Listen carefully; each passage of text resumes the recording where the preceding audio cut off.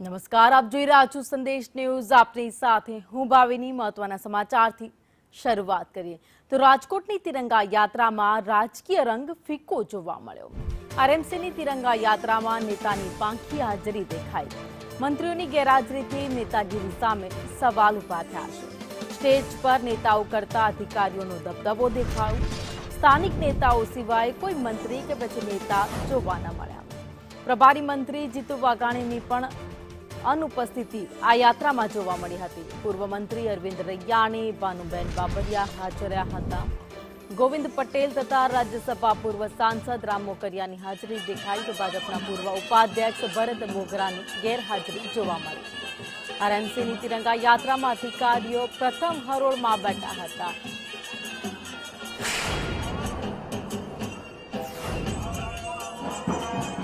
રાજકોટ મનપા દ્વારા તિરંગા યાત્રા છે તે યોજવામાં આવી છે. તમને સીધા દ્રશ્ય બતાવીશ કે અલગ અલગ કૃતિઓ છે તે રજૂ કરવામાં આવી છે. ત્યારે મારી સાથે મેયર છે, આપણે મેયર હારે વાત કરશું.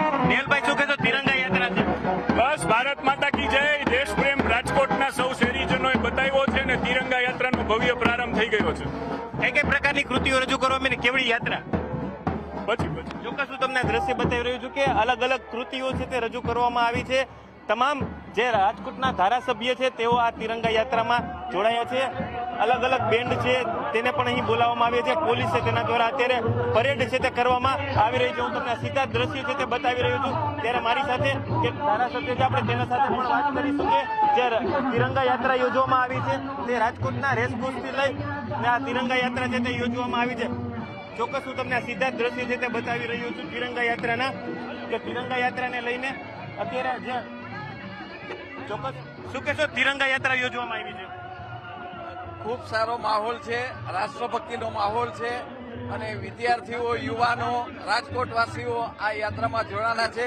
રાજકોટ મહાનગરપાલિકા અને સરકારશ્રીને ખૂબ ખૂબ અભિનંદન આપું છું કે આ રીતે રાષ્ટ્રભાવના યુવાનોમાં ઉત્પન્ન થાય એ દેશ માટે અત્યારે ખૂબ જરૂરી છે. ચોક્કસ તમને સીધા દ્રશ્ય તિરંગા યાત્રાના બતાવી રહ્યું છું. ત્યારે મારી સાથે પૂર્વ મેયર પ્રદીપભાઈ ડવ છે. પ્રદીપભાઈ, તિરંગા યાત્રાને લઈને શું કહેશો? આન બાન અને શાન સમગ્ર ભારતનો જ્યારે તિરંગો છે ત્યારે આજે રાજકોટ સમગ્ર તિરંગામય બન્યું છે અને દેશભક્તિનો ખૂબ જ એક ભવ્ય ઉત્સાહ યુવાનોમાં અને સમગ્ર રાજકોટના નગરજનોમાં આજે જોવા મળી રહ્યો છે. અને દરેક લોકો છે એ તિરંગાની શાન વધારવા માટે સ્વયંભૂ આજે આ તિરંગા યાત્રામાં જોડાયા છે. પ્રદીપભાઈ, આજે તિરંગા યાત્રા છે તેમાં કોઈ મંત્રીઓ નથી આવ્યા એવું તો નથી ને કે રાજકોટની અવગણના થતી? ના, જરા પણ નહીં, કારણ કે કોઈક ને કોઈક નિશ્ચિત અગાઉ પોતાના કાર્યક્રમોમાં હોય.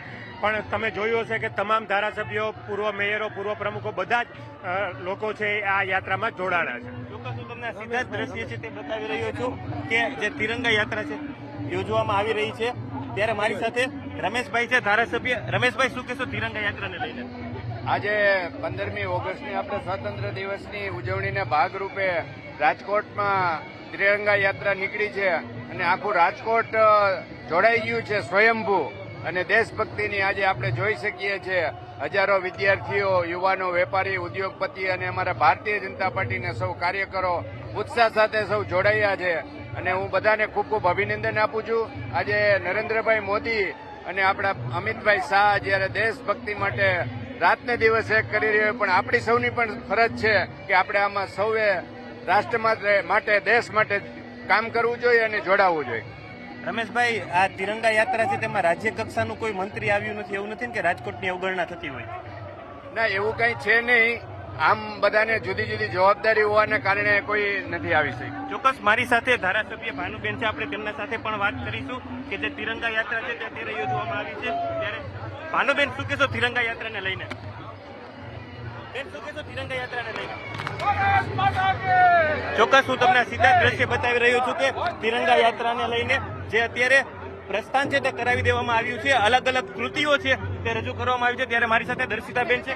દર્શિતાબેન, શું કહેશો જે તિરંગા યાત્રાને લઈને? રાજકોટ મહાનગરપાલિકા દ્વારા ભવ્ય તિરંગા યાત્રાનું આયોજન કરવામાં આવ્યું છે. આપણી ભારતની શાન, બાન, શાન અને દરેક ભારતીયનું ગૌરવ એ તિરંગો છે ને તિરંગાને ઉજવણીના ભાગરૂપે આજે સમગ્ર રાજકોટ ઉમટી પડ્યું છે. અને આપ જોઈ રહ્યા છો એ રીતે ભારત માતાના પરમ વૈભવના શિખર ઉપર પહોંચાડવા માટે થઈને આપણા લોકલાડીલા વડાપ્રધાન આદરણીય નરેન્દ્રભાઈ મોદી સાહેબ દ્વારા, આપણા મુખ્યમંત્રી ભૂપેન્દ્રભાઈ પટેલ, નાયબ મુખ્યમંત્રી હર્ષભાઈ દ્વારા આ ભવ્ય તિરંગા યાત્રાનું છેલ્લા 5 વર્ષથી આયોજન થયું છે અને ભાગરૂપે આજે રાજકોટમાં પણ ભવ્ય ઉજવણી થઈ રહી છે. ચોક્કસ મારી સાથે શહેર પ્રમુખ માધવભાઈ છે. માધવભાઈ, તિરંગા યાત્રા યોજવામાં આવી, શું કહેશો?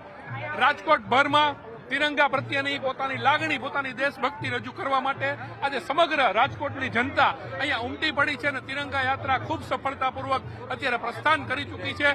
ત્યારે આપણે બધાએ ભારતીયતાનું કર્તવ્ય નિભાવી અને આપણા તિરંગા પ્રત્યેનો આપણો જે એક વટ છે, આપણો ભારત દેશનો સમગ્ર વિશ્વમાં જે વટ છે એ દેખાડવા માટે આજે તિરંગા યાત્રામાં સૌ પોતાની લાગણી પ્રદર્શિત કરી રહ્યા છે અને એનો હું રાજીપો વ્યક્ત કરું છું. માધવભાઈ, તમે જે વટની વાત કરી, રાજકોટમાં એક પણ રાજ્ય કક્ષાના મંત્રી નથી આવ્યા, એવું તો નથી ને? રાજકોટનો વટ ભાંગી ગયો છે. દરેક અનેક જગ્યાએ આ કાર્યક્રમો ચાલી રહ્યા છે અને દેશભક્તિના જ્યારે કાર્યક્રમ હોય ત્યારે આ પ્રકારની વાત ન વિચારવાની હોય. ગુજરાત સરકાર, ભારત સરકાર એમણે જ્યાં નક્કી કરેલા કાર્યક્રમો છે અને રાજકોટ મહાનગરપાલિકામાં ભારતીય જનતા પાર્ટીનું શાસન છે અને તમામ ધારાસભ્યો હાજર છે, સંગઠન હાજર છે અને મેયરશ્રી હાજર છે, કોર્પોરેશનની ટીમ હાજર છે. આ હતા માધવભાઈ કે જેઓએ જણાવ્યું હતું કે એક પણ પ્રકારનો રાગદ્વેષ નથી, પરંતુ રાજકોટ મહાનગરપાલિકા છે તેના દ્વારા જે તિરંગા યાત્રા યોજવામાં આવી હતી તેમાં રાજ્ય કક્ષાના મંત્રીઓને આમંત્રણ આપવામાં આવ્યું હતું, પરંતુ રાજકોટ આવવા માટે જાણે કોઈ તૈયાર ન હોય તે પ્રકારની તિરંગા યાત્રા છે તે જોવા મળી હતી. તિરંગા યાત્રામાં ક્યાંક ને ક્યાંક ફિકાસ છે તે જોવા મળી રહી છે. એક પણ પ્રકારના જે રાજ્ય કક્ષાના મંત્રીઓ છે તે તિરંગા યાત્રામાં આવ્યા નથી. કેમેરામેન વિપુલ બોરીચા સાથે દિવ્યેશ જોશી, સંદેશ ન્યૂઝ, રાજકોટ.